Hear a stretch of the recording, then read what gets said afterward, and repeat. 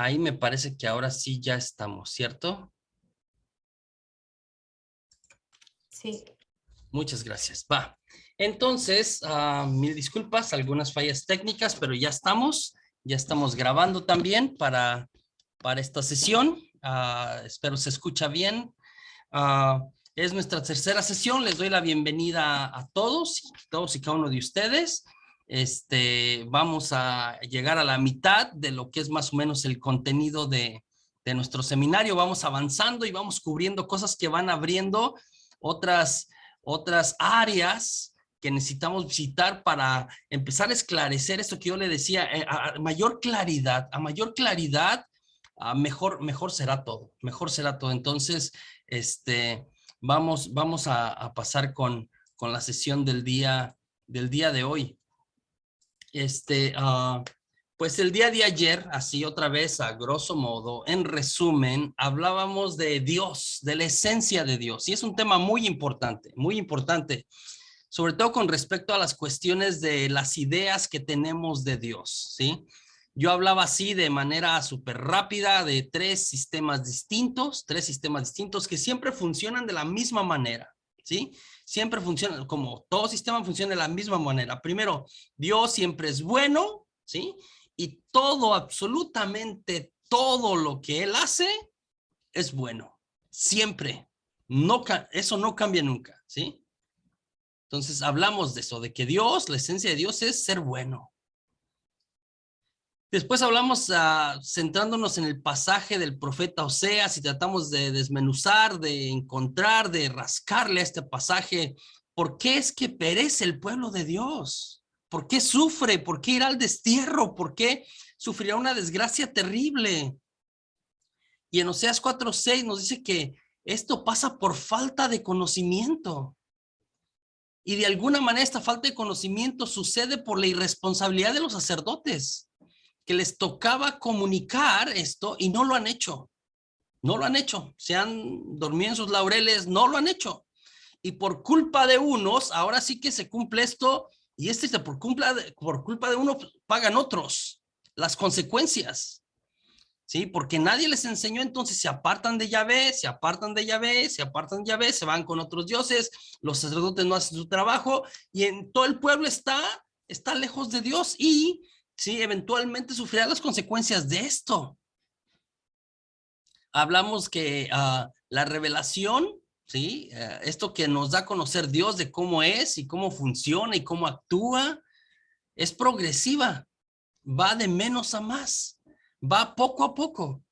Y que Jesús es el culmen de la revelación, de toda la revelación, que si queremos ver la verdad absoluta de Dios, tenemos que voltear a ver a Jesús. Ese Jesús que no se guarda nada, que entrega todo, hasta su vida completa. Él dice que no hay amor más grande, ¿no? Sino el de aquel que da la vida por sus amigos. Y dice, y ustedes son mis amigos, ¿sí? Ahora, así como la revelación es progresiva, también esto es importante, es un principio, el entendimiento de la revelación es progresiva. Es decir, Dios ya nos reveló algo, pero nosotros vamos entendiéndolo poco a poco, ¿sí? Después meditamos sobre estos pasajes, ¿no? Estos pasajes que están aquí del Evangelio de San Juan, que yo les dejé tarea que los leyeran con calma, ¿sí? Para de alguna manera tener claro esto de qué viene de Dios y qué viene del maligno y diferenciar, ¿no? Sobre todo las cuestiones con la enfermedad, con el dolor, con el sufrimiento, con estas situaciones. Entonces, para diferenciar qué nos trae Dios, y yo decía, Dios nos trae amor, nos trae vida, nos trae salvación. Para eso se encarnó, para salvarnos, para entregarse completamente. Sin embargo, en Mateo, digo, en Juan 10, ¿sí? La primera parte de Juan 10 dice que el ladrón, Satanás, el enemigo, viene a robar, a matar y a destruir. Cerramos la noche de ayer hablando del sufrimiento, Y hablamos como de tres tipos de sufrimiento. El primero que yo citaba es el sufrimiento innecesario. Que nosotros pensamos que nos lo manda Dios como una cruz, pero que en realidad son consecuencias de nuestros actos. estas cosas que nosotros sufrimos por apartarnos de Dios, Dios no las quiere. Dios no quiere esto. Mucho menos lo provoca. No lo quiere. Pero sucede como consecuencia de nuestros actos. El segundo sufrimiento, o que le llamamos la cruz comúnmente, ¿no? En palabras más como evangélicas, más del evangelio, y que le hemos llamado también como sufrimiento necesario, ¿sí? Es aquel que sucede o que se da por seguir a Jesús, por ser discípulo de Jesús, por hablar de Jesús, por hacer un compromiso con Dios y seguir a Dios, y son estas a veces como que burlas de la familia. Por ejemplo, ahora resulta, ¿no? Que eres bien persinado. Si yo te conozco, eras bien canijo, ¿no? De ahí hasta persecución, hasta muerte, o sea, de crítica, ¿no? Porque ahora eres todo persinado y ahora resulta que vas a la iglesia y que acuérdate cuando éramos jóvenes, etcétera. De ahí hasta que te critiquen duro, hasta que te puedan privar de la libertad, hasta que te puedan matar otra vez, los mártires, ¿no? Que ha habido a través de toda la historia de la iglesia. Recientemente lo que pasó en Nigeria, ¿no? El día de Pentecostés. Entonces sucede por el seguimiento de Jesús, y los sufrimientos vienen de aquellos que no han aceptado a Jesús y no aceptarán nuestro testimonio, pues tampoco. Es como que parte de la ecuación. No aceptaron a Jesús. O sea, Jesús vino y trajo la verdad y hubo gente que no lo aceptó, que no lo recibió. Esa es la historia. Y van 2000 años y eso se sigue repitiendo. Y a veces en una misma familia encontrarás quien acepta a Jesús y quien no acepta a Jesús. Y ahí mismo en esa misma familia habrá un pleito corrido a causa de esto, Finalmente yo hablé de un tercer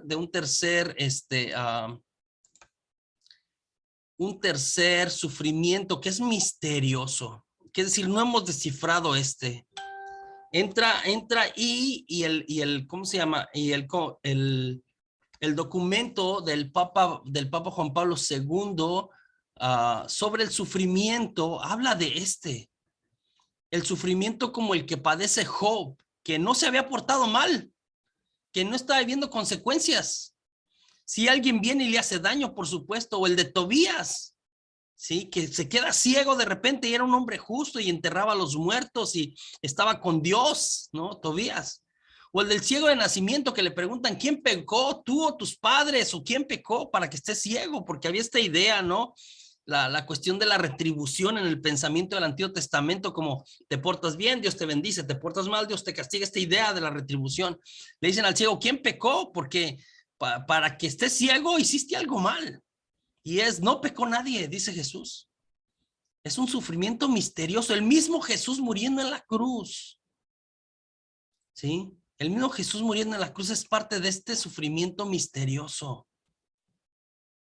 Yo les enviaba el videíto de la homilía de aquel entonces, ahora ya es cardenal, el padre Raniero Cantalamessa, el predicador de la Casa Pontificia. Es maravilloso, todo lo que encuentre de él es maravilloso, es buenísimo. Raniero Cantalamessa es un franciscano capuchino, ¿no? Ahora es cardenal Raniero Cantalamessa.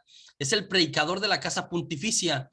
El Papa tiene su predicador, ¿no? Quien le predica al Papa en Semana Santa, en Adviento, en estos tiempos especiales, a él y a los cardenales, a la curia en Roma, ¿no? De alguna manera, él les predica y es un título por vida. Entonces, él le ha predicado a Juan Pablo II, a Benedicto XVI, ahora al Papa Francisco, ¿sí? Luego que muere, eligen a alguien más. Es maravilloso, Raniero Cantalamessa. Él decía que Dios es capaz de hacer algo impresionante siempre, como fruto, como efecto de este sufrimiento misterioso.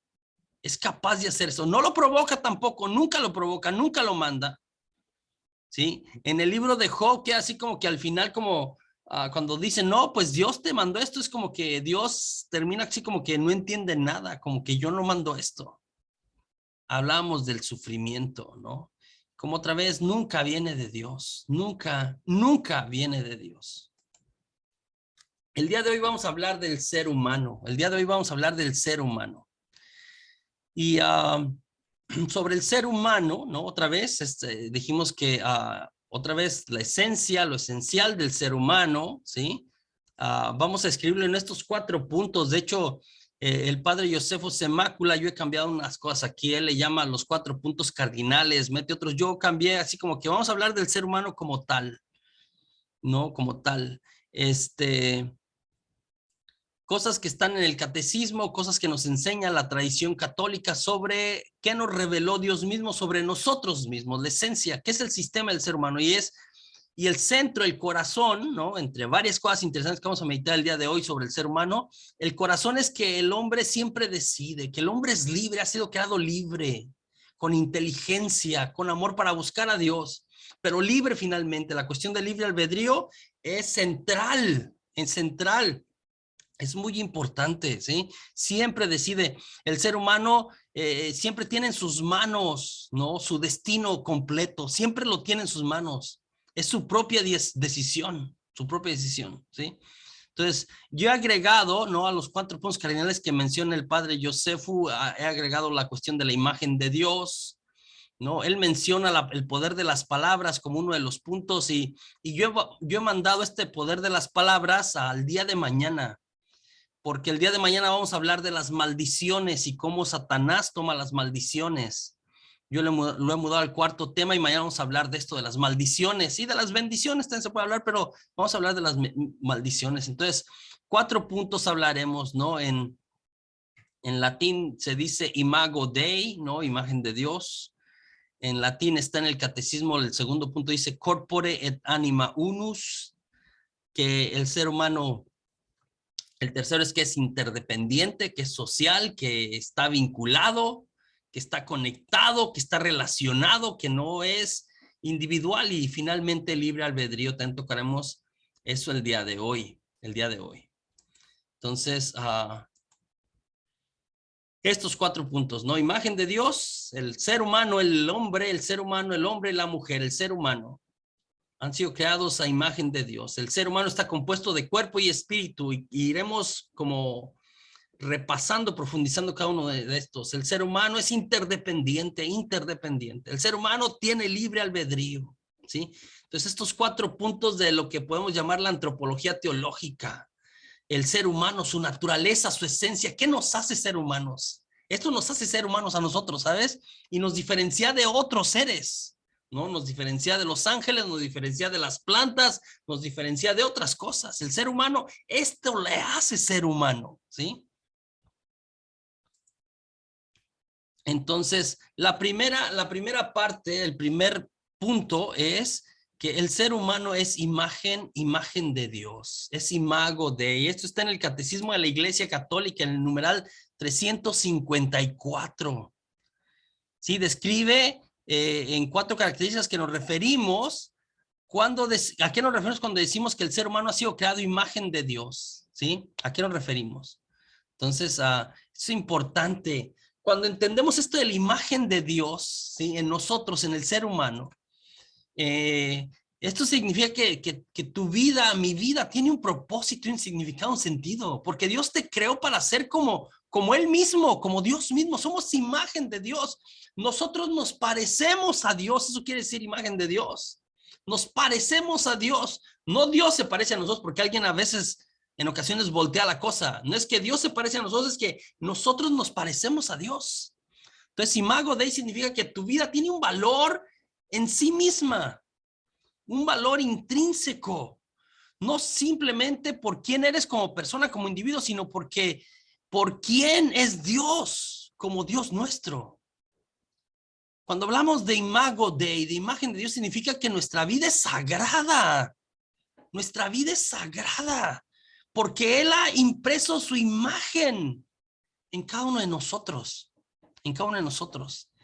Entonces, describe, ¿sí? Esta imagen de Dios en estos 4 puntos que yo les presento aquí, en estos 4 puntos, ¿sí? Primer cosa, dice el catecismo, que el ser humano ocupa un lugar único en la creación. Un lugar único en la creación. Le hace ahí de tarea el Salmo 8, es maravilloso. El Salmo 8, ¿sí? Que dice, ¿qué es el hombre para que te acuerdes de él? El ser humano para darle poder. Lo hiciste poco inferior a los ángeles, lo creaste con gloria y dignidad, ¿sí? Le diste el mando sobre todo lo creado. todo lo sometiste bajo sus pies. El ser humano ocupa un lugar único en la creación. Segundo aspecto, ¿sí? En su propia naturaleza, ¿sí? En su propia naturaleza el ser humano une el mundo espiritual y el mundo material. En su propia naturaleza une el mundo espiritual y el mundo material. ¿Sí? Voy a hablar de esto en el siguiente punto, es muy interesante. Tiene un principio espiritual y un principio material. Así se compone el ser humano. Tiene algo de la creación de Dios y tiene algo de Dios mismo, de la parte espiritual. ¿Sí? El tercero es creado hombre y mujer. Esto también es un principio y está en el catecismo. ¿Sí? A propósito y sin querer criticar a nadie y sin, bueno, no lo sé. Toda esta cuestión de la ideología de género, todo este relajo sexual en el que estamos sumergidos ahora, el ser humano es creado hombre y mujer. Hombre y mujer. Esto es importante, medio de verdad de un tiempo de mucha lucha en este renglón con la ideología de género. Y el último punto, ¿sí? El ser humano es capaz de relacionarse con Dios. Es capaz de relacionarse con Dios, ¿sí? El ser humano es capaz de conocer a Dios y entrar en relación con Él. Esto es una cosa interesante en el catecismo, ¿sí? Esta imagen de Dios le hace persona. El ser humano no es algo, el ser humano no es algo, el ser humano es alguien. Alguien que es capaz de conocerse, de poseerse, de darse libremente, de entrar en relación con otras personas. Esto es muy importante por medio de la voluntad, que es otra de las cualidades del ser humano. Y finalmente, y tal vez por lo que el demonio le tiene mucha envidia o nos tiene mucha envidia, ¿no? Nos tiene mucha envidia, es que Dios creó todo para el ser humano. Todo para el ser humano. Eso dice el Salmo 8. Le regaló la creación completa. Le diste el mando sobre las obras de tus manos, dice el Salmo. Todo lo sometiste bajo sus pies. Todo lo sometiste bajo sus pies. Entonces el ser humano es imagen de Dios y todo esto implica el ser imagen de Dios. Yo decía el ser humano, y voy a profundizar sobre esto también, el ser humano está compuesto de un principio espiritual, es el punto número 2, y un principio material, ¿sí? Y quiero explicar estos términos, ¿no? Que son las raíces de lo que se compone el ser humano, ¿no?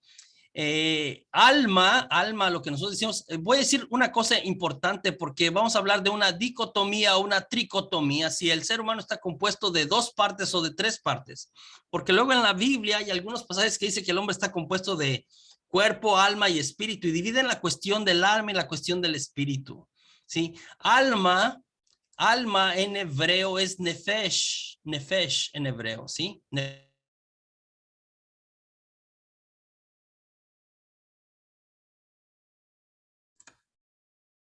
Ahí, listo. Nefesh en hebreo, ¿sí? Alguien me está haciendo mute, dice. Qué extraño. Vea. Alma en hebreo es nefesh. También le decimos, ¿no? Le decimos en griego psique. Usted escuchó esta palabra, ahí viene la palabra psicología, ¿no? En hebreo le decimos ánima es en latín le decimos ánima, ¿no? Nosotros decimos que oremos por las ánimas, las almas del purgatorio, ánima, ¿sí? Y esto pasa al latín al español como alma. El otro término, ¿no? Es espíritu, y espíritu en hebreo es ruaj. Ese que está aquí, ruaj, ¿sí? Ruaj. Ruaj pasó al griego como neuma. Escuché esta palabra, neuma en las llantas, neumático, porque tienen soplo, aire, ¿no? Del griego pasó al latín spiritus, que ya es muy cerca otra vez a nuestro español, spiritus, en español espíritu. Quiero explicar una cosa, nefesh y ruaj, alma y espíritu, nefesh y ruach, alma y espíritu. En el Antiguo Testamento se se utilizan intercambiablemente. Es decir, cuando hablan del alma se refieren también al espíritu, y cuando hablan del espíritu se refieren también al alma, también al alma. Y finalmente el ser humano está compuesto por Adama en hebreo. Adama, de ahí viene el nombre de Adán. Adam quiere decir el hijo de la tierra. Adama es tierra o polvo. Así que al latín lo pasamos como soma, más como cuerpo, sarx, que es como carne, ¿no? Ambas implican un principio material.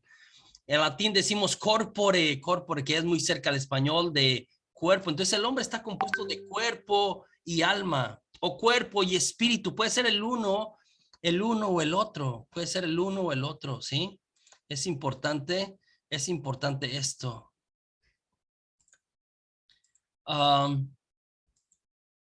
Entonces, aquí tratamos de resolver esto que yo le hablaba de si hay un tricotomismo o un dicotomismo. De esto trata el Catecismo de la Iglesia Católica en el numeral 362 al 368.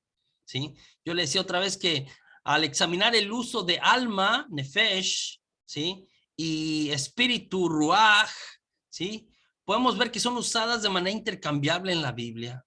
De cualquier forma que sea, ¿sí? Si los dividimos en alguna ocasión, espíritu y alma, es para mero estudio. En realidad siempre están en la persona concreta, es lo mismo. Entonces, cuerpo, Adama y espíritu, ruach, ¿no? Si decimos como 50 y 50%, el ser humano está compuesto de un principio material y un principio espiritual, ¿sí? Es total, es cuerpo y espíritu. Entonces el mundo corporal y el mundo espiritual se unen en el ser humano. No tenemos tres partes.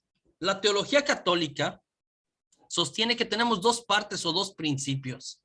Si alguna teología más evangélica, evangélica, tomando algunos textos, sobre todo el Nuevo Testamento y alguno por ahí de Deuteronomio, dice que son tres, separa el alma del espíritu, pero estamos hablando más o menos de lo mismo, ¿sí? Se puede usar el uno o el otro, ¿sí? El uno o el otro. Entonces, es importante. Mi espíritu, ahora, cuando hablamos del cuerpo y el espíritu, ¿sí?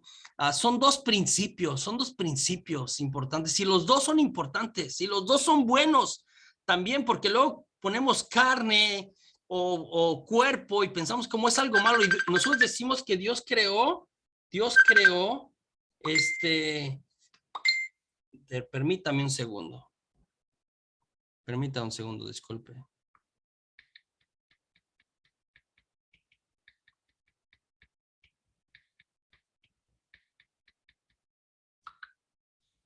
Que Dios creó al ser humano en estos dos principios, un principio material y un principio espiritual, y que el ser humano siempre está de alguna manera compuesto por estas dos cosas, ¿sí?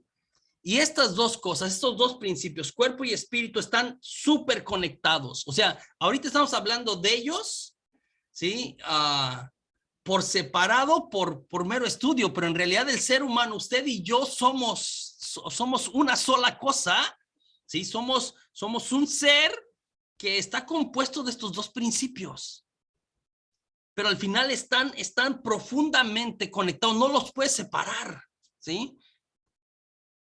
Es real la cuestión del espíritu. Cuando hablan del espíritu, el espíritu hace mucho más cosas que oración. El Espíritu Santo es real, el espíritu, perdón, en el ser humano es real, es presente, es parte de su vida misma, ¿sí?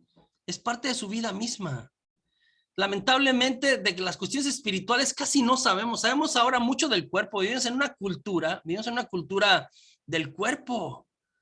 Sí, rendimos mucho honor a la cuestión física, y en torno a hemos dejado casi al olvido la cuestión espiritual. Entonces tenemos cuerpos maravillosos, ¿no? Espectaculares,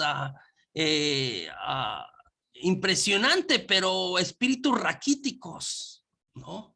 Muy pobres. Entonces cuerpo y alma están siempre juntos, ¿sí? Lo que pasa en el cuerpo afecta en el espíritu. Lo que pasa en el cuerpo afecta en el espíritu, y lo que pasa en el espíritu afecta en el cuerpo. Esto es muy importante. ¿Sí? Esto es muy importante.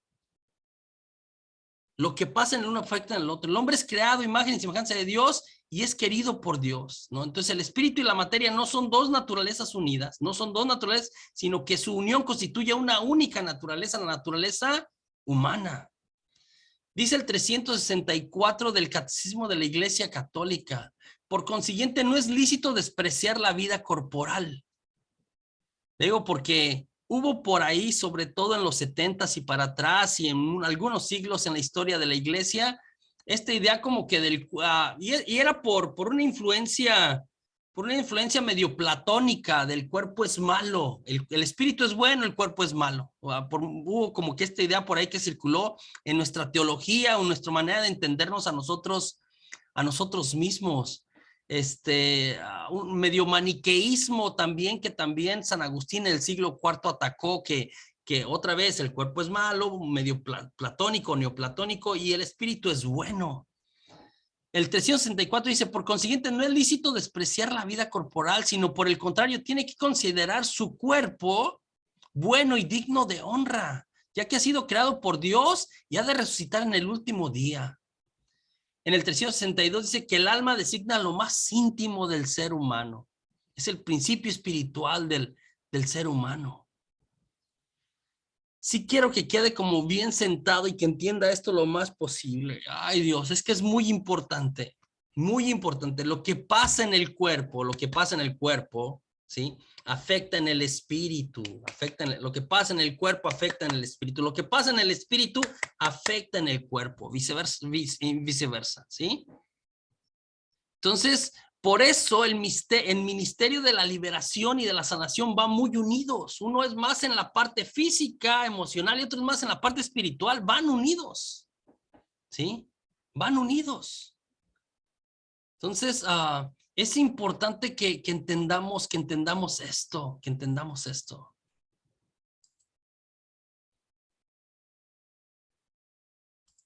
Voy nada más a decir un ejemplo, porque se ha avanzado mucho en estas cuestiones.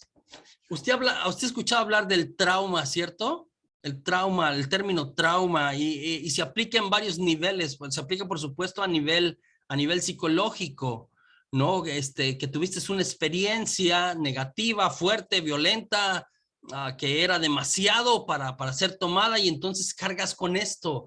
Y cada vez que algo conecta con esto, como que vuelve a salir, vuelve a resurgir esta emoción negativa de miedo, de rechazo, no lo sé, se llama trauma, pero el trauma también aplica a nivel físico. Por ejemplo, cuando usted tuvo un accidente, y ha pasado muchas, pero usted estaba manejando y tuvo un accidente, ¿sí? Tuvo un accidente, a lo mejor un accidente fuerte, digo, para que cause trauma, no un choquecillo ahí leve, sino un trauma, un buen choque, ¿no? Un buen choque, le pegaron o pegó a alguien fuerte.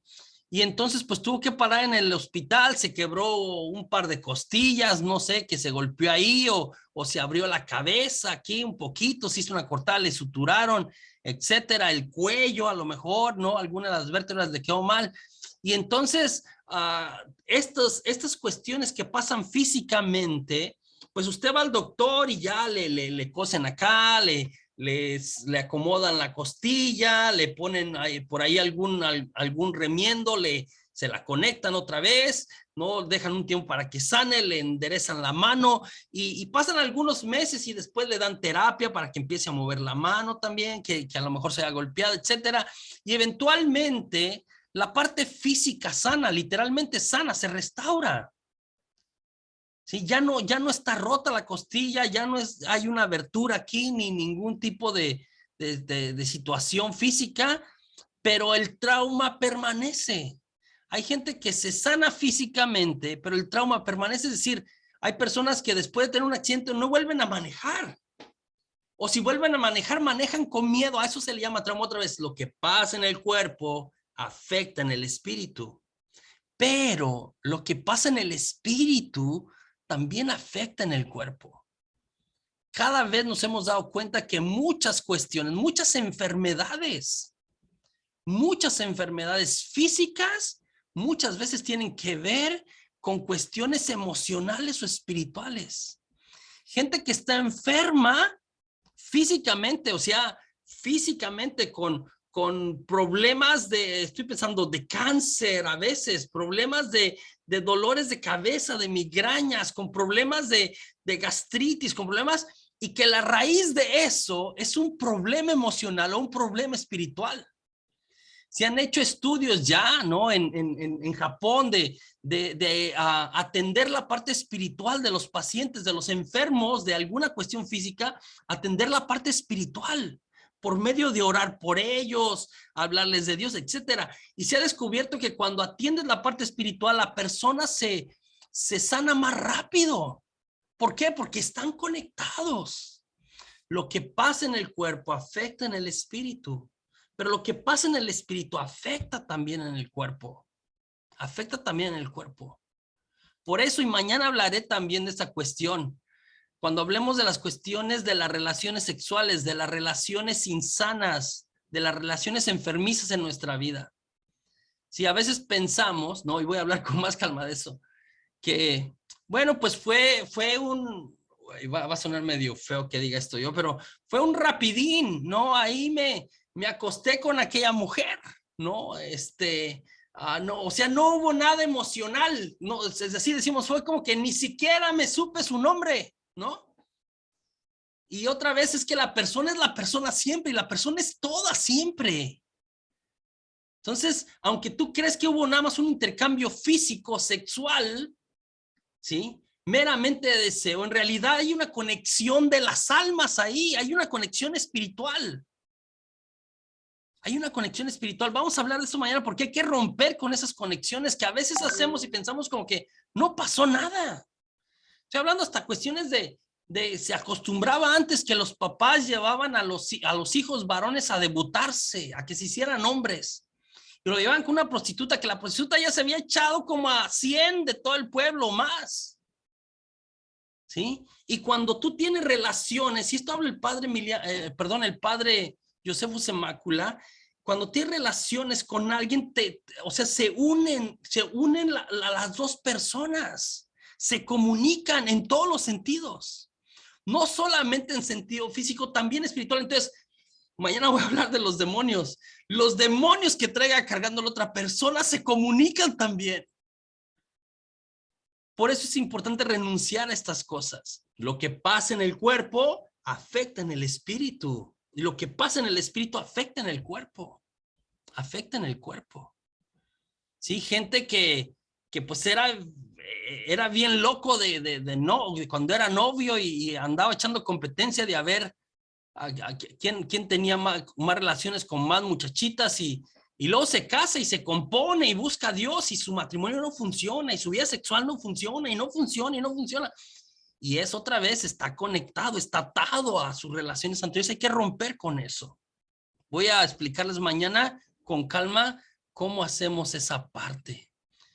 Lo que pasa en el cuerpo afecta en el espíritu y lo que pasa en el espíritu afecta en el cuerpo. Sí, tenemos lo que se llaman las enfermedades psicosomáticas. Tercer punto, vivimos o estamos vinculados, ¿sí? Hemos sido creados vinculados a otros. Y esto es bueno, así lo quiso Dios, ¿eh? Así lo quiso Dios, estamos vinculados a otros. Imagínese usted que viniera al mundo, que los seres humanos vinieron al mundo sin vínculos, ¿sí? Si así como está la cosa, todavía hay papás que abandonan a sus hijos, hay madres que abandonan a sus hijos. Cuando se viene al mundo sin vínculos, pues, o sea, ¿quién le va a cuidar? Entonces, Dios en su misericordia infinita, en su sabiduría, así lo dispuso. De hecho, en el ser humano, a diferencia incluso de otros mamíferos, ¿no? Que la mamá puede dejar a los bebés y todavía tienen chance de sobrevivir. Si un ser humano es abandonado una vez que nace, no sobrevive en absoluto. ¿Sí? Entonces, es necesaria para la sobrevivencia del ser humano esta cuestión de estar vinculados. En el Catecismo de la Iglesia Católica, el numeral 1936, que cito aquí, 1936, dice que al venir al mundo, el ser humano no dispone de todo lo que es necesario para el desarrollo de su vida corporal y espiritual, que necesita de los demás, que necesita de los demás. Sí, Dios nos creó así, vinculados. Estoy vinculado. Y estoy vinculado en mi cuerpo y en mi espíritu. Otra vez, yo, José Juan, soy cuerpo y espíritu. O sea, ya estoy uniendo las otras partes, ¿sí? Y yo así físicamente, o sea, yo, José Juan, me parezco a los Rangel, a los Landín, a la familia de mi mamá. La gente que conoce a mi familia, ¿no? Me parezco a la familia de mi mamá, ¿no? En las canas, en la cara redonda, en los cachetes, me parezco a la familia de mi mamá. En la parte física, a lo mejor en la parte espiritual, emocional, me parezco a mi viejito, ¿no? A mi papá. Pero algo tengo de ellos y todos tenemos algo de nuestros antepasados, de nuestra familia, ¿sí? Entonces tenemos un vínculo con el cuerpo, nos parecemos a nuestra familia. Yo soy como mi familia. Yo soy como mi familia, ¿sí?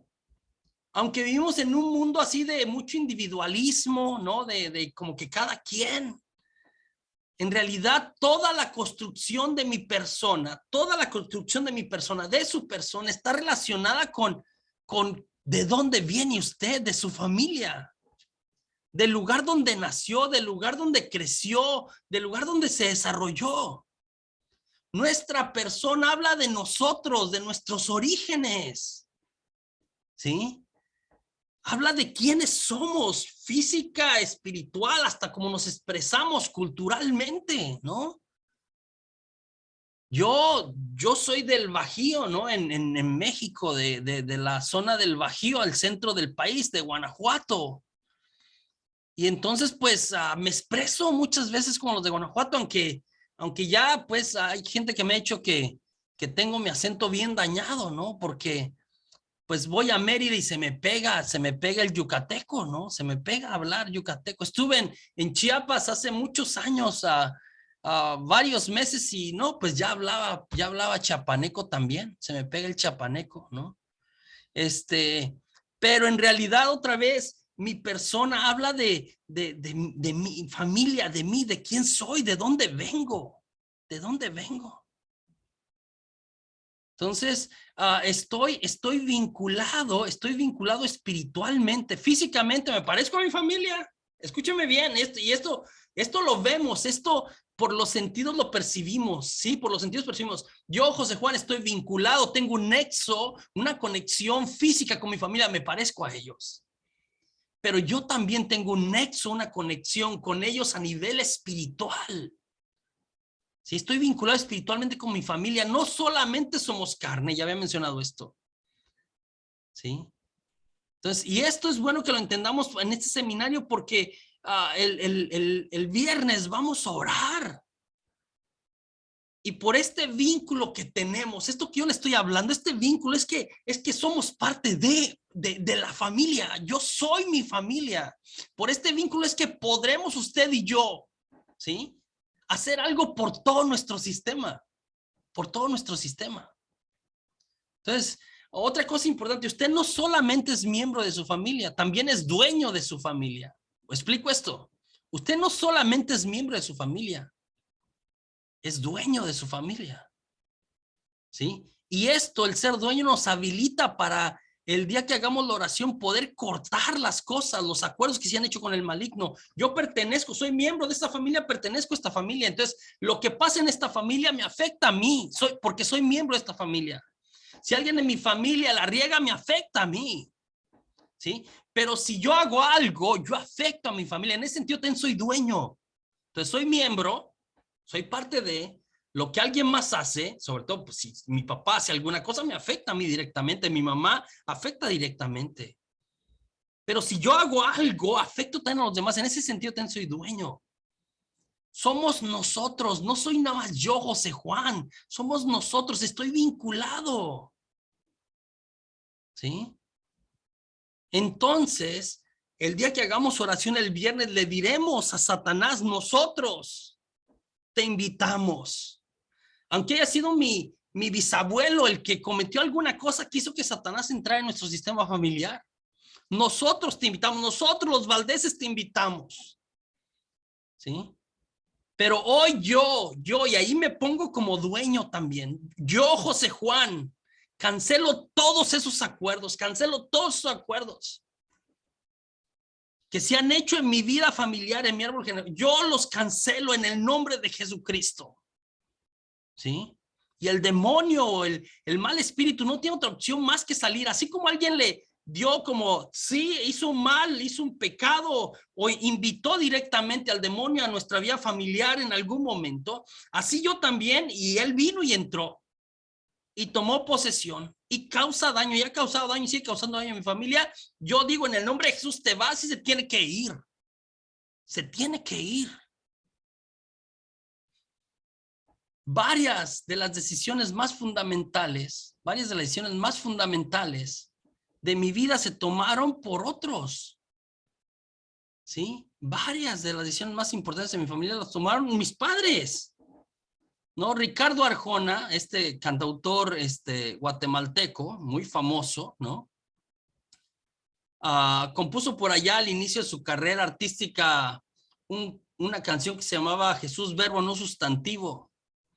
Y decía que me bautizaron cuando tenía 2 meses y no me avisaron, no fiesta, piñata, y ni me preguntaron, ¿no? Así como que por qué lo bautizaron de bebé, estaba reclamando el Ricardo Arjona como, ¿por qué es evangélico? Y porque así piensan los evangélicos. Yo creo que sus papás eran católicos y él se hizo evangélico luego, entonces reclama eso, ¿no? Como que a los 2 meses, ¿por qué me bautizaron, no? Nosotros los católicos creemos que se pueden bautizar todos, que la gracia del bautismo está más allá de la edad que se puede recibir, ¿sí? Pero a los 2 meses, ¿qué decisiones toma un ser humano? A los 2 meses, ¿qué decisiones toma un ser humano? Honestamente, ¿sí? Es como que Arjona y es como que, ¿para qué me bautizaron? Pues mis papás decidieron un montón de cosas por mí. A los 2 meses, nadie, ni usted, ni yo, ni nadie tomamos decisiones. A los 2 meses no es posible. Dios en su amor infinito nos pone en manos de personas que ya han vivido y tienen experiencia. Ellos, nuestros padres, deciden por nosotros muchas cosas. Y los que somos padres hemos decidido un montón de cosas también por nuestros hijos. ¿Sí? Algunas de estas cosas estaremos de acuerdo con nuestros padres, algunas otras no. Las asumiremos algunas con alegría, los valores, las virtudes, las buenas cosas que nos dejaron nuestros padres, nuestros abuelos, con agradecimiento. Otras a lo mejor las disputaremos, ¿no? Sobre todo en la adolescencia. En psicología, a este proceso de poner sobre la mesa todo lo que he heredado, todo lo que me han dejado, se le llama autodiferenciación.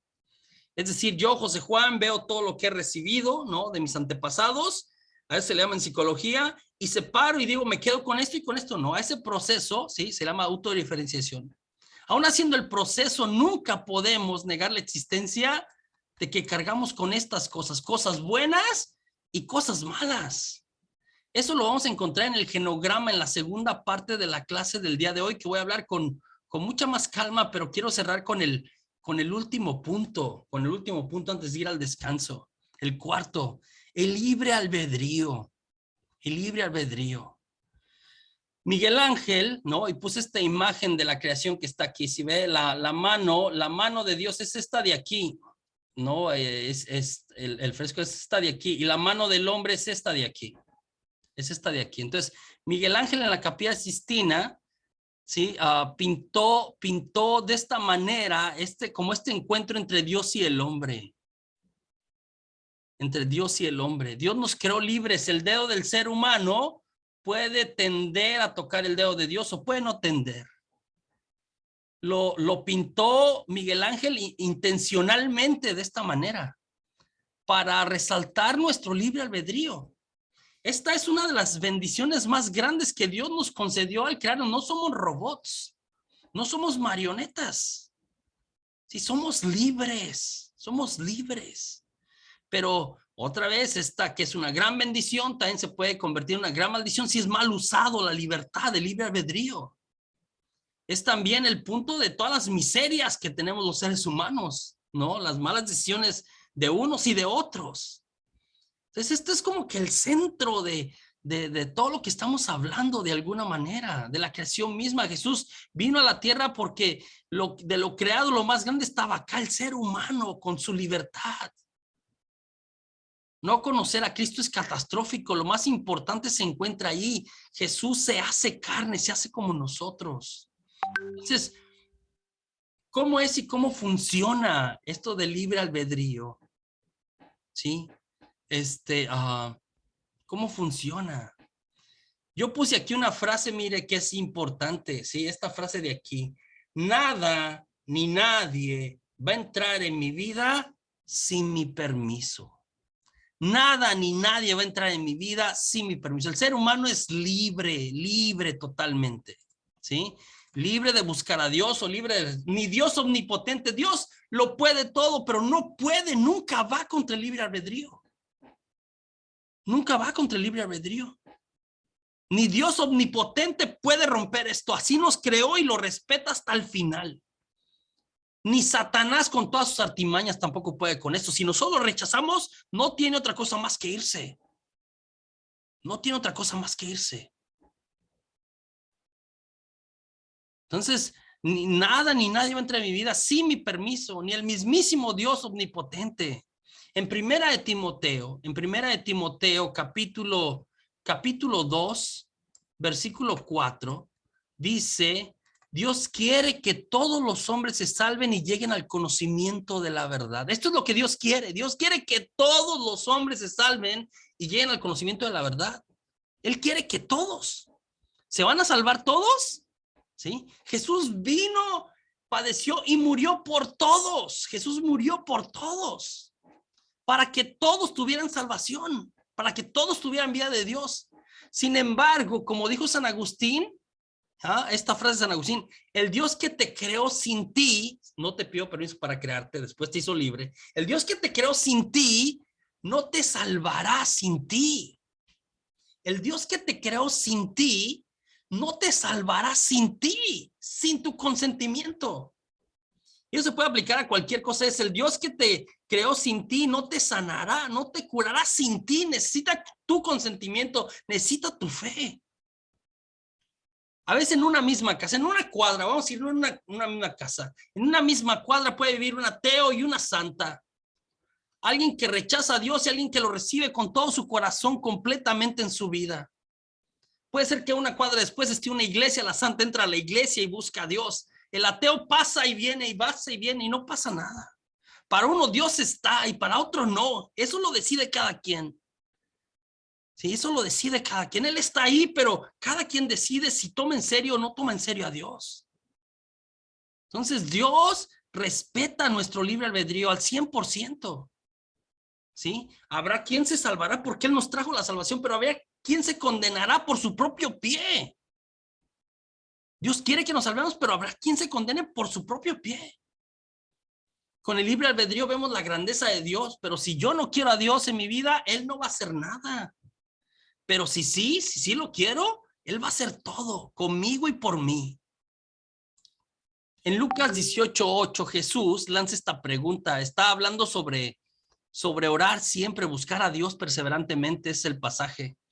Pero al final de que sean insistentes y pidan a Dios siempre, Jesús dice esta pregunta: cuando venga el Hijo del Hombre, ¿va a encontrar fe en este mundo? Cuando venga el Hijo del Hombre, ¿va a encontrar fe en este mundo? Porque el ser humano es capaz de creer o capaz de no creer. Decide.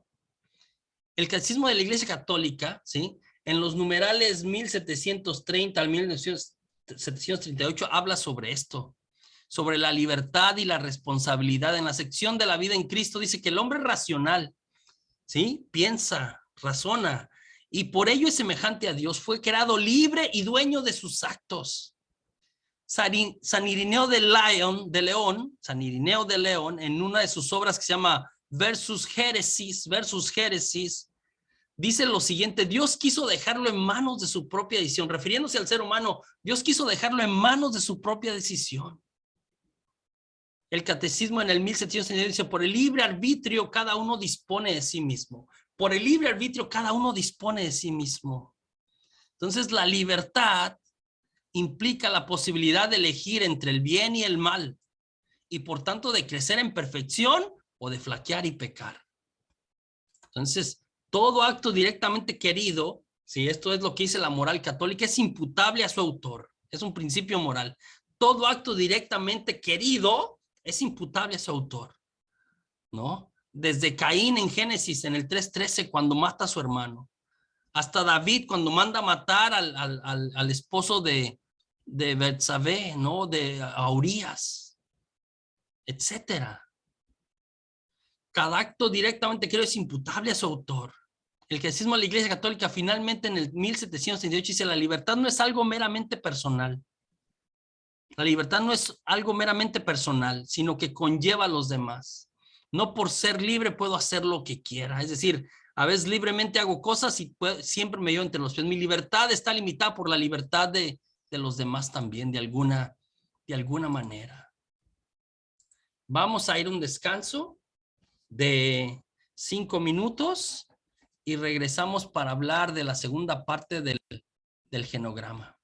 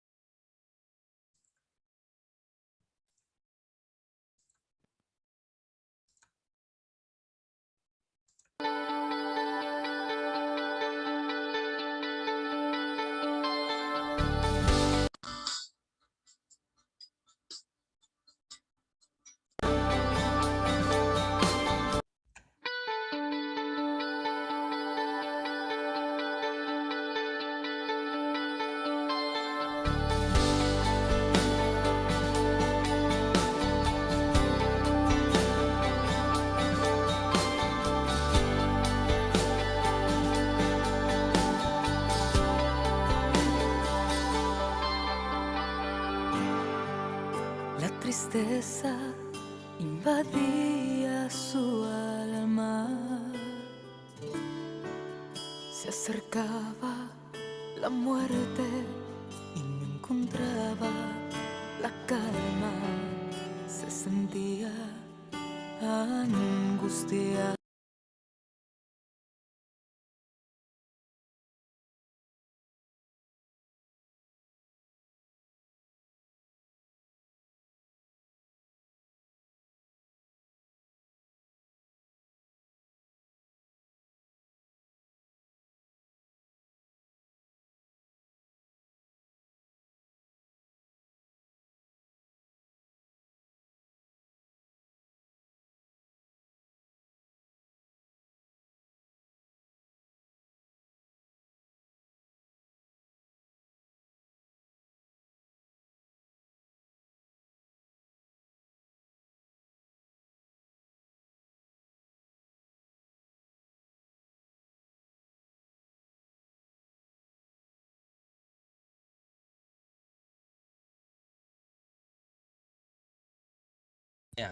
¿Ya se escucha? Sí. Sí. Perfecto, gracias. Ahora vamos a hablar del genograma. Que el genograma es una representación gráfica de mi sistema familiar. Es una representación gráfica visual, ¿no? Que yo hago de mi familia y que nos sirve, ¿no? Que nos sirve para, de alguna manera, encontrar por qué cuestiones, por qué situaciones he estado pasando mi familia. Se utiliza el genograma, se ha utilizado ya por décadas a nivel médico. Cuando usted va al doctor, le hacen un historial clínico.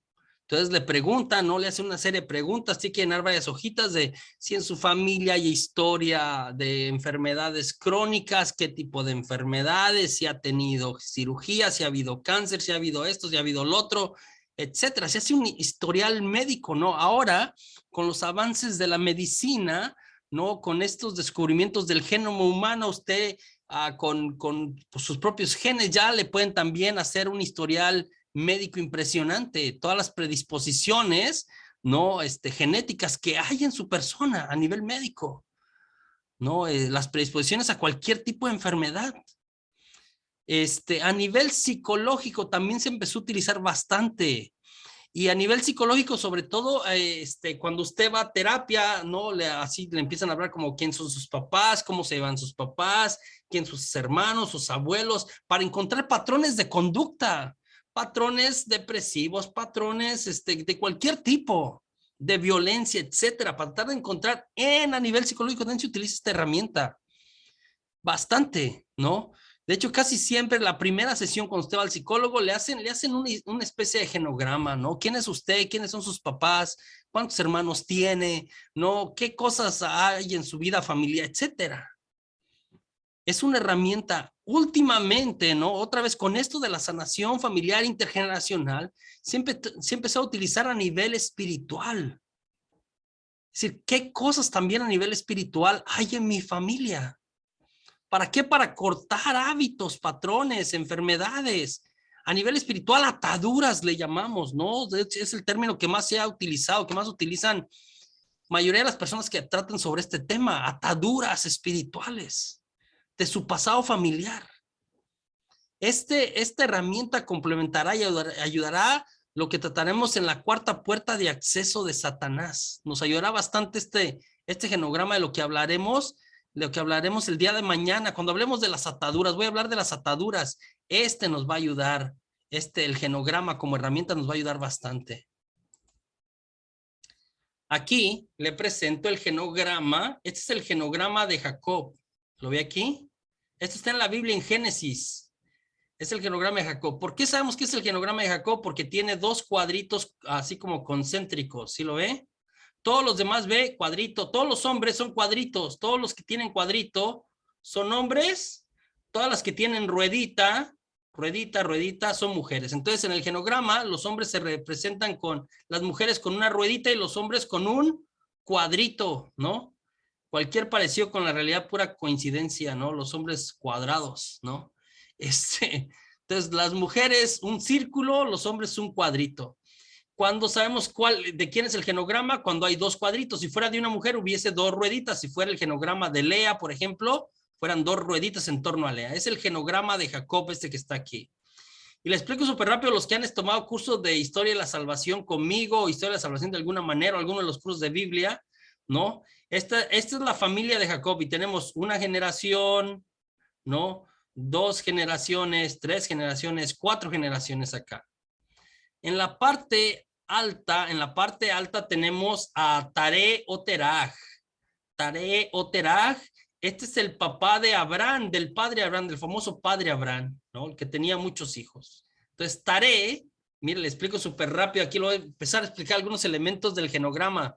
Entonces, Taré, y generalmente el hombre va hacia la izquierda, cuando usted dibuja su genograma, los hombres, el esposo, el papá, el abuelito, va a la izquierda y la mujer a la derecha enfrente de usted. Entonces, Taré se casó con, esta es su esposa de Taré, esta que está aquí, esta es su esposa de Taré. No sabemos su nombre, la Biblia no dice el nombre de la esposa de Taré o Teraj, ¿sí? Se casó con ella y con su esposa, tuvo 3 hijos. El primero, el primogénito, se llama Abraham, el segundo se llamó Nacor y el tercero se llamó Harán, ¿sí? 3 hijos. Pero Taré o Teraj tuvo su capillita. Mire, aquí a un lado tiene una mujer que no es su esposa, tuvo una relación con otra mujer. Esto era súper normal en la época de los patriarcas. Sigue siendo medio normal a veces todavía ahora. Tuvo otra mujer que tampoco sabemos su nombre y con esa mujer tuvo una hija, ¿ve? Aquí tuvo una hija y la hija se llamó Sara. Entonces usted ve que Sara y Abraham son hijos del mismo padre, pero no hijos de la misma madre. Ahí sonó medio feo. Entonces, Sara y Abraham son medios hermanos. Son medios hermanos. Sí, tienen a su papá en común. Por eso cuando Abraham, sí, en Egipto echa mentiras y dice que Sara es su hermana, es media mentira. Sí, es su hermana, pero también es su esposa. Sí, también es su esposa, también es su mujer. Entonces, Taré tenía sus dos mujeres. Entonces, a la poligamia en tiempos patriarcales, por allá 1800, 2000 años antes de Cristo, súper normal, ¿no? Como todavía en algunas culturas en África, en Medio Oriente, ¿no? Pero era normal. Entonces, Abraham se casó con Sara y se acuerda que no puedan tener hijos. Finalmente Dios le regaló un hijo que se llamó Isaac, pero antes de eso, ¿no? Consiguieron una esclava cuando fue en Egipto que se llamaba Agar. Y con Agar, ¿no? Sara, que consiguieron, le dijo a Abraham, pues llégale a Agar para ver si por ahí es que nos viene el hijo. Finalmente era su esclava y pasaba a ser hijo de ellos. Entonces, Abraham tuvo relaciones con Agar, Abraham con Agar, y nació Ismael, ¿no? Ismael. Y este fue el primer hijo y después Dios dijo y les dio Isaac. Y tuvieron que despedir a Agar y a Ismael.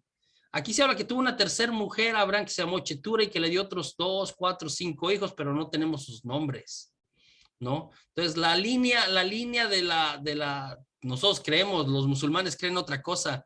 La línea de bendición viene de Abraham y luego Isaac por aquí, ¿sí? De alguna manera. Isaac se casó, mire, aquí va la línea, Isaac se casó con Rebeca. Y Rebeca, si usted ve aquí, este es mismo nivel, estos son primos. Mire, este es Isaac, es primo de Betuel, que es hijo de su tío Nacor y de Milca. Y Lot también es su primo, ¿no? Por acá, Lot también es su primo, pero Isaac es primo de Betuel, ¿sí?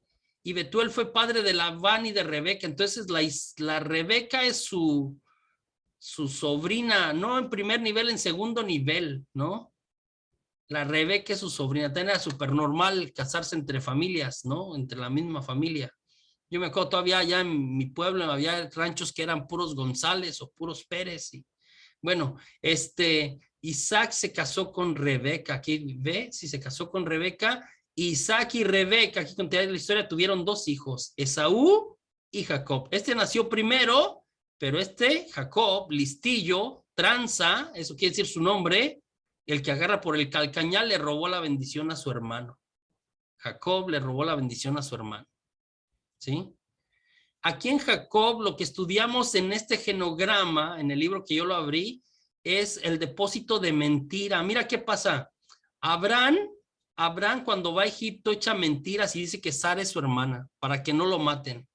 ¿Por qué? Porque pues en aquellos tiempos, si llegas a un lugar y tu mujer, parece que Sara, aunque tenía sus años, era muy guapa, ¿no? Muy guapa la señora, pues si a alguien le gustaba a Sara, pues arreglaba rápido la situación, mataba a Abraham y se quedaba con Sara. Así era la cosa. Entonces Abraham, para que no lo maten en Egipto, dice que Sara es su hermana. Y si se la piden, pues órale, pues se la presto, ¿sí? Una mentirilla nuestro padre Abraham aquí. Isaac hizo lo mismo. Isaac en la ciudad que se llama Gerar fue a otra ciudad con Rebeca. En el capítulo 26, versículo 6 del libro del Génesis, habla que cuando Isaac y Rebeca estaban en Gerar, él también echó mentiras. Isaac dijo que Rebeca, porque también está muy guapa la Rebeca, ¿sí? Era su hermana. Se repite la mentira, ¿sí? Él, con la ayuda de su mamá Rebeca, ¿no? Que se llevaba muy bien, estas líneas quiere decir que se va muy bien. Cuando hay muchas líneas quiere decir que se llevan muy bien ellos, ¿sí? Demasiadamente bien. Con la ayuda de su mamá Rebeca, Jacob le roba la bendición a Esaú, ¿sí? Su nombre es mentiroso, engañador. El nombre de Jacob en hebreo eso significa. Después Dios se lo cambia y le pone Israel a Jacob. Deja de ser engañador. Tiene que cambiar su historia, ¿sí? En el capítulo 32 de Génesis, Jacob tiene que emprender una batalla misteriosa toda la noche para romper con su historia de mentira. Y después de eso es que va y le pide perdón a su hermano. Entonces, este es el genograma de de Jacob. Nomás para que otra vez, aquí empezó la mentira, después aquí pasó la mentira y después aquí se anidó la mentira, ¿sí? Es la historia de una mentira. Cuando usted analiza con calma, ¿sí? Este genograma de alguna manera.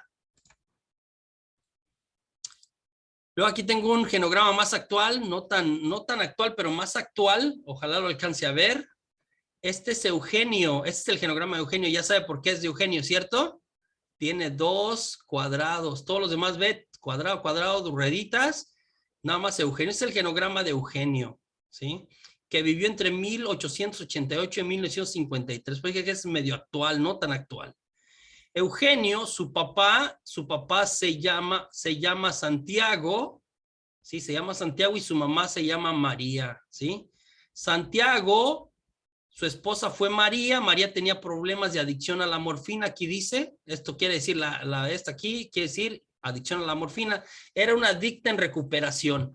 Cuando las adicciones en el genograma, cuando alguien es un adicto, cuando alguien tiene una adicción, en mi historia familiar se ilumina la mitad para abajo. La mitad para abajo quiere decir que son alcohólicos o que tienen una adicción, ¿sí ve? Cuando la mitad está iluminada, como aquí con María, la mitad está iluminada y la otra mitad no, es una adicta en recuperación, es decir, fue adicta, pero estuvo luchando, ¿no? Se recuperó de alguna manera, Entonces, María y Santiago tuvieron 3 hijos. El primero se llamó Jaime, el segundo se llamó Edmundo, que ya murió, eso quiere decir que ya murió. Después María tuvo 2 abortos. Estos 2 cositas que están aquí, 2 líneas con una crucita, son abortos, ¿sí? Y son abortos provocados, ¿sí? Este es un aborto provocado, no es un aborto accidental, no es que se le vinieron los niños, se sacó estos 2 niños, ¿sí? Y después de estos nació Eugenio, que es el más chico de la familia, ¿sí? Santiago, usted ve aquí, era alcohólico, ¿sí? Santiago alcohólico y María adicta a la morfina. Jaime era alcohólico, ¿sí? Edmundo murió muy joven. Si usted ve, nació en 1884, y murió en 1885. Nació, o sea, de bebé murió y estos 2 murieron abortados, ¿sí? Eugenio tiene problemas de alcohol. Luego voy a decir esta otra parte. Santiago tenía a María y aparte tuvo otra mujer que se llamó Luisa, que aquí dice que se suicidó. Mire, tiene el signo de problema psicológico. Esta es la pi en griego. Y que se suicidó Luisa. Y se separó de ella. Entonces estuvo con Luisa, no tuvo hijos y se separó. Pero aparte tuvo otra mujer más, Santiago. Aquí está, se llamó Rosalba. Y con Rosalba también se separó. Esta línea quiere decir separación, ¿ok? Una línea quiere decir separación, 2 líneas quiere decir divorcio. Entonces estuvo siempre con María, pero tuvo su querida Luisa y se separó, y luego Rosalba. Y con Rosalba tuvo otro hijo, al que le llamó Santiago Junior y que nunca lo reconoció, nunca tuvo relación con él. Esto que está aquí quiere decir que nunca tuvo relación con él. Eso, una relación rota. Quiero que veas sus patrones, el del vicio, el de la adicción y el de múltiples mujeres. Y el del rechazo de los hijos. Si usted ve, Santiago no se llevaba bien con su hijo Jaime, con el primer hijo. Eso que está aquí quiere decir que tenía una relación conflictiva. María se llevaba muy bien con Jaime, pero con su papá no, ¿sí? Y él también termina siendo adicto. Muere joven, ¿sí? Y con Eugenio, esta línea como continua quiere decir que era una relación distante. Los papás, mire, voy a regresarme una generación atrás. Los papás de Santiago son Eduardo y María. Se buscó otra María acá, Eduardo y María. Y él llevaba una mala relación con su papá, si usted ve. Si él fue el 4º hijo de 1, 2, 3, 4, 5, 6, 7, 8. ¿Sí? Él nunca se llevó con su papá. Si usted ve, él tampoco se lleva con sus hijos. Ni con el mayor, ni con el segundo. ¿Sí? Este patrón se repite. El papá tenía problemas psicológicos. Se cree que probablemente se suicidó. ¿Sí? Entonces, María fue hija única. Eso dice aquí. Y su papá, Tomás, era alcohólico. ¿Sí? Ahora sí, me brinco 2 generaciones y voy aquí con Eugenio para que vea los patrones cómo se repiten. Eugenio se casó con esta mujer que no sabemos su nombre y tuvo un primer hijo. Este que está aquí, que se llama Eugenio Junior, que murió a los 40 años y tenía problemas de alcohol. Mira, problemas de alcohol. ¿sí? Y Eugenio nunca tuvo relación con este hijo. Después se casó, porque es línea continua, se casó y no se separó, o sea, se casó con 3 mujeres, mire qué raro. Aquí, porque no está la ruptura, no es que está que se divorció, se casó con una segunda mujer y tuvo otros 2 hijos. Uno que está aquí, que murió a los 51 años y también tenía problemas de trago. Y también tuvo un hijo y también con ese hijo tenía una relación distante. Y después tuvo una tercera hija, con ninguna reconoció a los hijos. Con la segunda mujer, con la tercera mujer, tuvo una tercera mujer, ya se repite aquí lo de las mujeres, tuvo una tercera mujer y con esa mujer no tuvo hijos. No tuvo hijos. Sí, pero con ninguno de sus 3 hijos se llevaba, como pasó, como él no se llevaba con su papá, ni su papá con su abuelo. Sí, relaciones rotas aquí. Y los 3 tenían, Lola también, su hija, tiene problemas de alcohol. Ahora, Eugenio, su primer hijo tuvo Eugenio Junior. Mire, Eugenio Junior. Eugenio Junior ya no tiene hijos, ya voy a la 4ª generación. Sí, murió, de hecho ya murió. Pero tuvo una mujer y se divorció. Esto quiere decir 2 días que se divorció de la primera. Luego tuvo una segunda mujer y se divorció. Y esta fue la última que quedó viuda. Quiero explicarle este genograma para que vea todos los patrones que hay en la familia de Eugenio, de alcoholismo, de relaciones rotas matrimoniales, de divorcio, de separaciones, de enfermedades psicológicas, de malas relaciones con los hijos, de muerte prematura. Aquí está esto de muerte prematura, de aborto o de rechazo en la infancia. Le explico. Principios básicos del genograma. Los problemas, esto es esencial para que entendamos la cuestión. Los problemas y síntomas de una persona en un sistema familiar son el reflejo del grado de adaptabilidad de sus miembros dentro de su contexto total. Le explico otra vez, ¿sí? Los problemas y los síntomas de una persona en un sistema familiar son el reflejo del grado de adaptabilidad de sus miembros de un contexto total. Es decir, las conductas de los diferentes miembros de una familia son complementarias o recíprocas. Lo que pasa con alguien es reflejo de todos los demás, porque somos un sistema. Otro principio, las familias se repiten a sí mismas, aquí dice, se repiten a sí mismas. Lo que sucede en una generación a menudo se repetirá en la siguiente.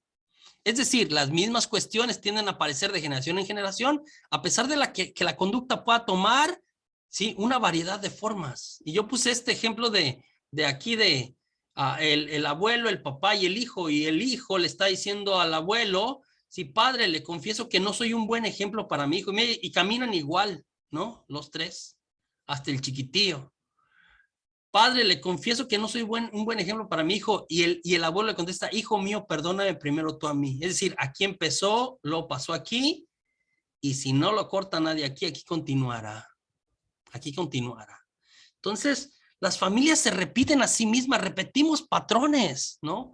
Este famoso, yo lo he escuchado en 2 versiones, del pavo, del salmón, de la receta secreta de la familia, ¿no? Yo lo escuché con el salmón, ¿no? Y que se casaron esta nueva pareja y la novia, pues en la familia había una receta secreta del salmón que les quedaba riquísimo, ¿no? Riquísimo el salmón. Entonces, el día de la noche de bodas, el novio le pide que prepare la receta secreta, ¿no? La receta secreta, y pues la noche de bodas, luna de miel, todo bonito, ¿no? Complaciente la señora, ¿no? Pues llévame al mercado y compramos todo, y compran todo, y cuando empieza a preparar, pues se da cuenta que agarra el salmón y la cabeza y le mide como 4 o 5 dedos y le parte, y luego la cola y le mide 4 o 5 dedos y le parte, ¿no? Y la cabeza con todo lo demás que le parte de carne lo tira, y lo mismo con la cola, con un montón de carne lo tira. Y el recién casado se queda así como que, caray, desperdició como el 60%, no, perdón, como el 40% del salmón, pero no dice nada, pues calladito, ¿no? Calladito, se ve más bonito. Y entonces, deja que haga toda la receta y vete, que no quiero que sepa la receta secreta, etcétera.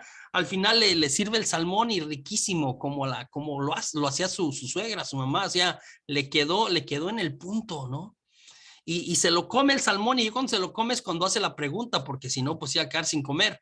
Le hace la pregunta así como que, mi amor, pero ¿por qué desperdiciaste tanto salmón? ¿Por qué desperdiciaste tanto salmón? ¿no? Y entonces él le dice, pues es que así es la receta. ¿Cómo que así es la receta? Sí, así me la enseñó mi mamá, así tenemos que cortarle. Es que le cortaste y desperdiciaste mucho, ¿no? Así es la receta. A ver, háblale a tu mamá, ¿no? Y le habla a la mamá, le habla a la mamá y, oye mamá, aquí tu cliente nuevo, el muchacho este está, que ¿por qué desperdiciamos tanto salmón? ¿No? ¿Que por qué? Y no, pues así es la receta, hijita. Así me la enseñó tu abuela. Mamá, mamá, ¿por qué no le hablas a la abuela? ¿Por qué no le hablas a la abuela?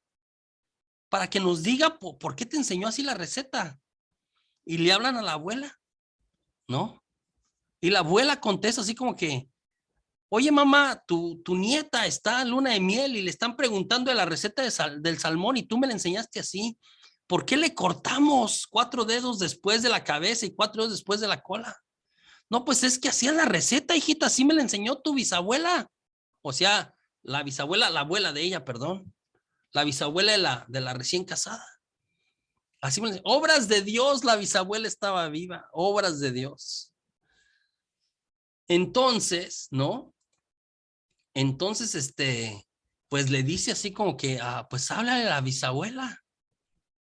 Y la bisabuela contesta, y a la abuela, oye, es aquí tu nieta está preguntando, porque su hija está preguntando de que por qué le cortamos tanto al salmón después de la cabeza y después de la cola.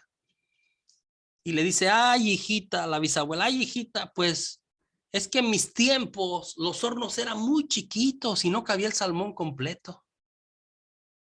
Eran muy chiquitos. Ahora ustedes tienen unos hornos grandísimos, no sé por qué los siguen cortando. Es decir, a veces repetimos cosas en nuestra vida familiar, repetimos cosas, actitudes, ¿no? Actitudes, conductas, situaciones, tradiciones que a veces ni tienen sentido, pero las seguimos repitiendo. Bowen, que es uno de los exponentes más grandes de la cuestión del genograma y la cuestión transgeneracional, lo denomina esto la transmisión multigeneracional de pautas familiares, ¿no?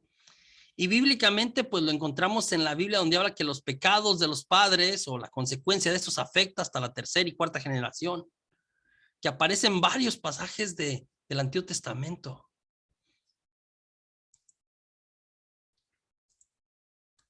Una persona que actúa inmoralmente en la familia,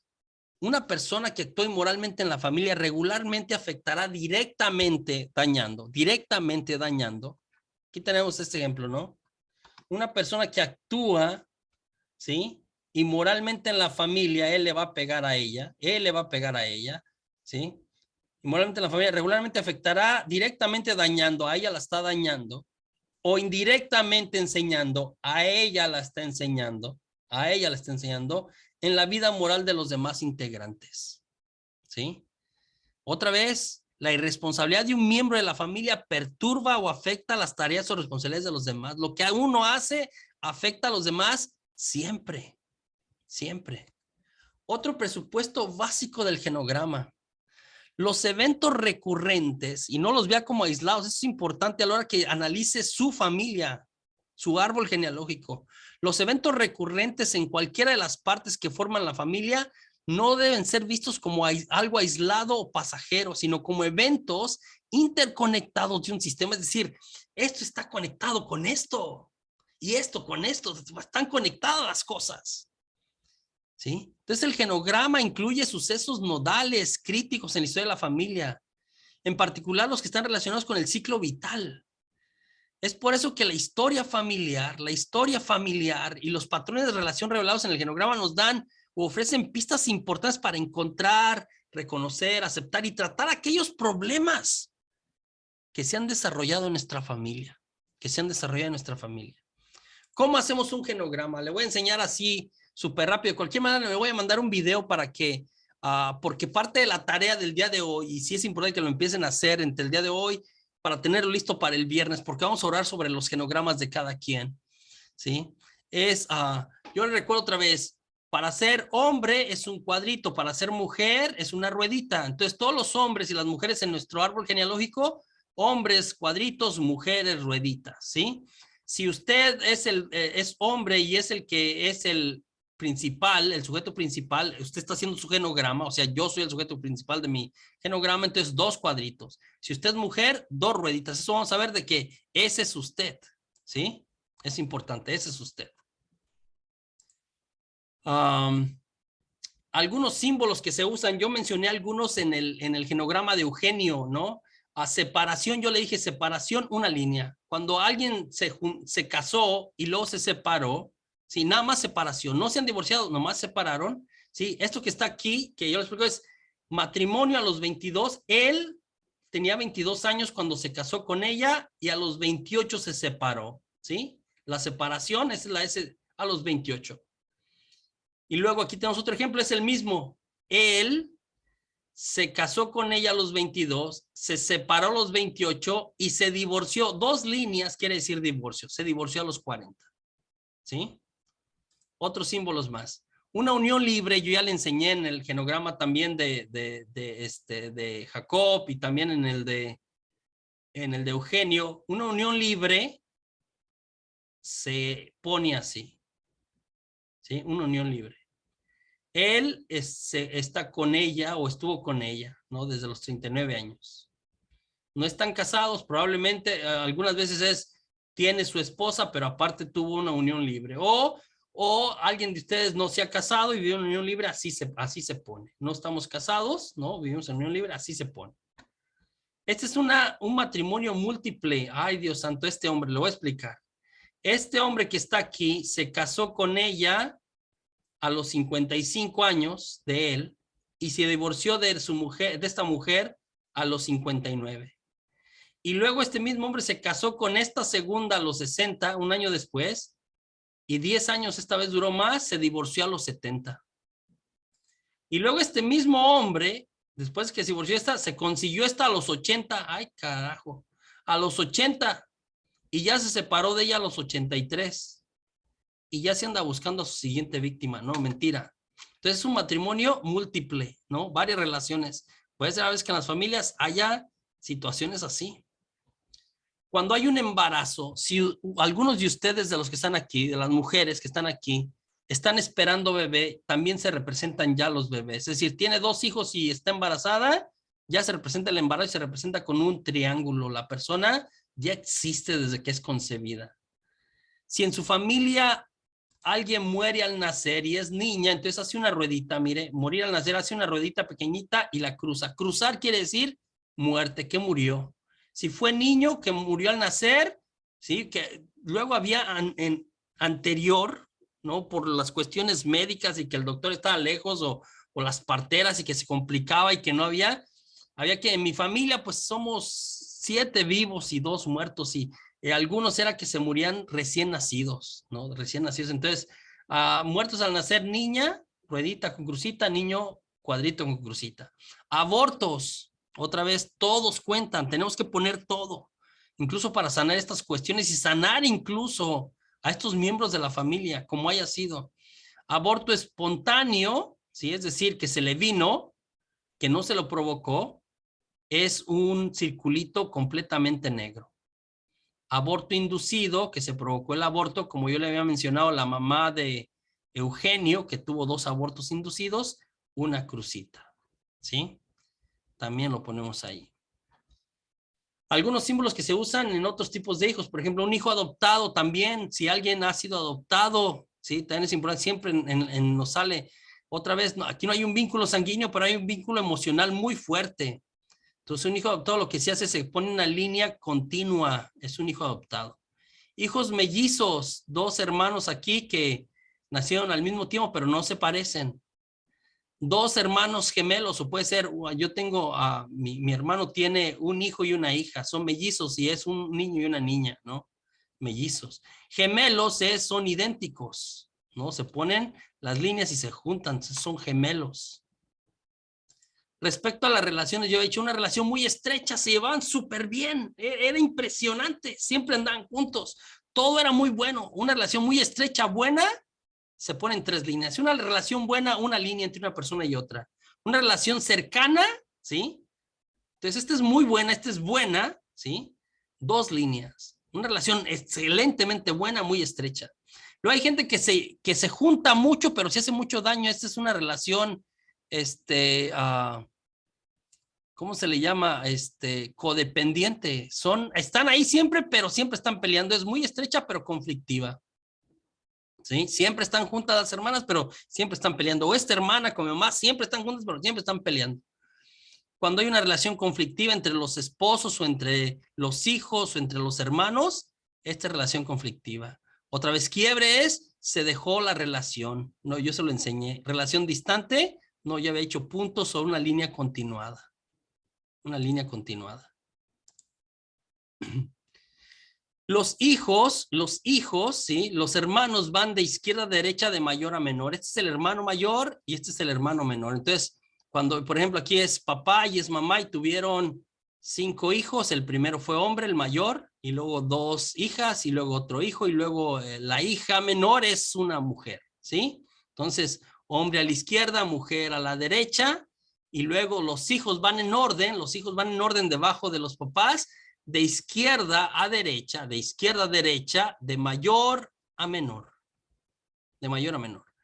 De cualquier manera, le voy a mandar un videito para que pueda repasar este concepto del genograma, ¿sí?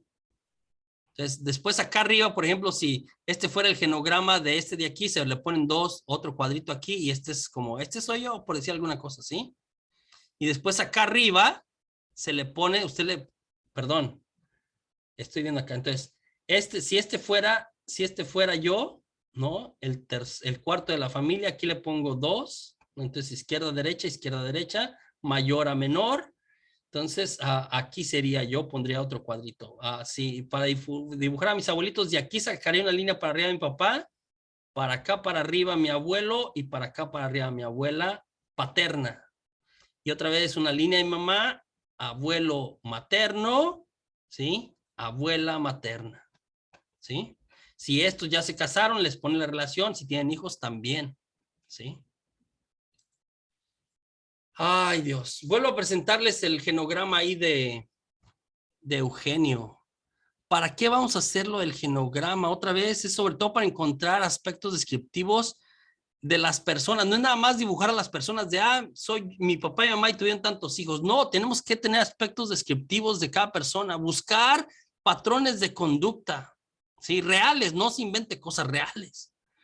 Patrones de conducta, cuestiones físicas, por ejemplo, enfermedades físicas.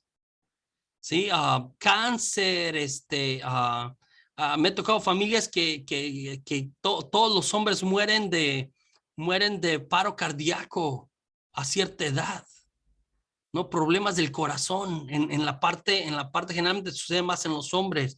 Diabetes más por el lado materno, también por el lado materno corre mucho la cuestión de la diabetes, ¿no? El cáncer también corre bastante por el lado de la mamá, más también por el del lado del papá. Entonces, enfermedades físicas reales que hay en mi historia familiar y que, caray, mi abuela murió de cáncer, mi tía murió de cáncer, o sea, una historia de cáncer tenemos ahí, ¿sí? Patrones o cuestiones psicológicas, ¿no? Si esta persona tenía depresión y luego esta persona también tenía depresión, aquella persona tenía esquizofrenia, ¿no? Esta persona se suicidó, ¿no? Y luego empieza una historia de suicidio la siguiente generación a veces brinco una generación y otra vez otro suicidio, a veces suicidio aquí, suicidio acá. Violencia, ¿no? La cuestión de violencia, ser violentos. Es que los Valdés somos así, bien violentos. Está mal la cosa ahí. Historia de infidelidad, ¿no? O sea, mi abuelo se llamaba Gavino, y no Barrera, Gavino Valdés, y dejó a mi abuela y se juntó con otra mujer, y luego tuvo más mujeres y más hijos, ¿no? Infidelidad. Historia de infidelidad también hay. Historia de abuso. También tenemos que ponerlo ahí en su genograma. Verbal, ¿no? Mi abuelo gritaba y mi papá gritaba, yo también grito. Abuso físico, pegar. Abuso sexual. A veces en el sistema familiar también pasa bastante. Negligencia, que no cuidaban a los hijos, no cuidan a los hijos por ningún lado. ¿Sí? También vamos a buscar los patrones espirituales, brujería, ¿no? Tal tía hacía brujería, tal amiga recurría a prima iba a la adivinación, el primo allá adora la Santa Muerte, ¿no? Cosas que se hacían, voy a hablar de esto mañana, ¿no? Limpias, supersticiones, las cuestiones de la nueva era, ¿no? Todas esas cuestiones de la energía, voy a hablar mañana de esto, de invocación de seres, de entes, voy a hablar de estas cosas el día de mañana. Entonces es importante que entendamos que no se trata de apuntar otra vez. Cuando estamos haciendo este ejercicio, voy a pedir que haga una oración seria, ¿no? Una oración, la oración de protección, y que le pida al Espíritu, y pida al Espíritu Santo que le ayude en esto. Si alguien tiene familiares que ya están, tienen muchos años, que, oyes, háblame. A mí me ha pasado en mi propia familia. Mi hermana, la vez que tomó este seminario, fue como que habló y dijo, yo no me acordaba, y mamá me dijo de mi tía, y me dijo, o sea, un montón de cosas que salieron. No, hablar a los hermanos mayores, a los papás, y todos están vivos, a los abuelos, pues sería una maravilla. Es importante que tratemos de entender. No se trata de apuntar el origen de la maldad, porque puede ser que hasta nos equivoquemos, ¿sí? En realidad nunca estamos 100% seguros exactamente dónde comenzó todo, pero vamos viendo estas cosas como que saltan, como que aparecen ahí. Lo importante es entender que lo que hizo mi abuelo, por el vínculo que tenemos, le afectó a mi papá y me afecta a mí de alguna manera, ¿sí? Y lo que yo hago también, afecta de alguna manera a todo mi sistema familiar. Afecta de alguna manera a todo mi sistema familiar. Entonces, de tarea, estoy terminando. Les voy a pedir que trabajen en su genograma. Yo les voy a mandar un ejemplo, un videito que les guía más o menos de cómo hacerlo, algunas ideas de lo que yo les comenté. Y luego, respecto a la cuestión de la bendición, que lea y medite, por favor, de la Biblia, Primera de Pedro, se los voy a poner ahí en el grupito, capítulo 5, versos del 8 al 10. Versos del 8 al 10. Y entonces vamos a ir a la parte final de nuestra oración.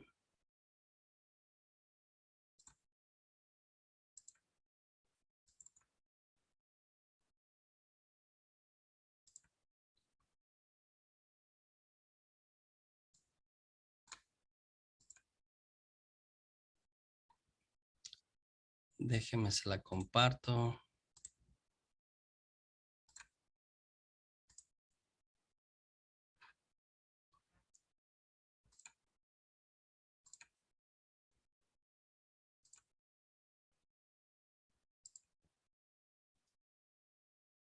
Ahí lo está viendo, ¿cierto?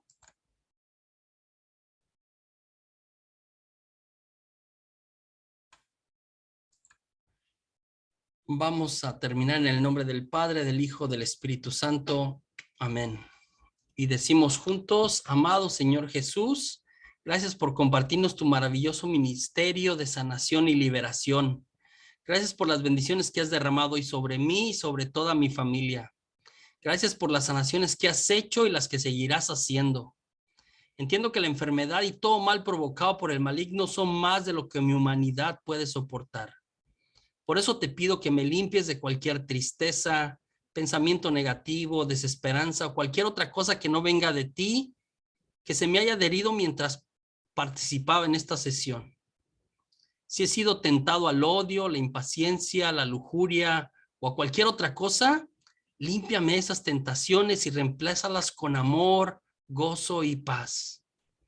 Si cualquiera de esos espíritus se ha aferrado a mí y me quieren oprimir de cualquier manera, les ordeno ahora mismo en el nombre de Jesús, espíritus de la tierra, del fuego, del agua, del mundo de las tinieblas o fuerzas malignas de la naturaleza que se aparten de mí y que se vayan directamente a los pies de Jesucristo para que Él trate con ustedes como a Él le parezca. Ven, Espíritu Santo, renuévanos, llénanos con tu amor, tu presencia, fortalécenos donde nos sentimos débiles, vístenos con tu luz y llénanos de la vida de Dios trino y uno. Señor Jesús, por favor, envía a tus santos ángeles a protegernos de todo tipo de enfermedad, daño o accidentes. Te lo pedimos a ti que vives y reinas con el Padre y el Espíritu Santo por los siglos de los siglos. Amén. Amén.